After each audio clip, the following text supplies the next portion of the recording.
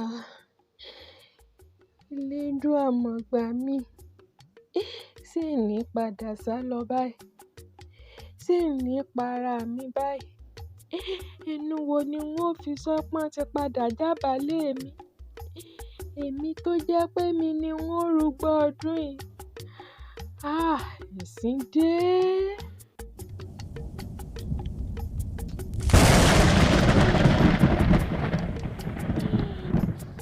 Ọmọ ẹni ìbájọ́ ni àbáyọ̀. Mọ́rọ́lákẹ́, ìwọ tèmi ti ń pọ́n gẹ̀gẹ̀gẹ̀. Gbogbo ìlú ní ti ń pọ́n ọ lé. Ó sì wo sùnsùnsùn báyìí. Ó sì dáṣọ tìjú fún mi.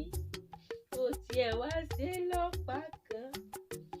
Ó ṣe nírò méjìlá kó lè tó mi rán.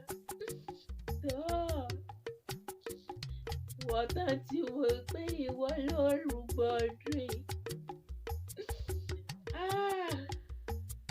Sì dojú tì mí ọmọ yìí. Dojú tì mí. Ẹ báwọn ọ̀rẹ́ mi ní àtàn mi jẹ. Wọ́n ní bẹ́ẹ̀ yóò bá ti tètè ṣe báyìí.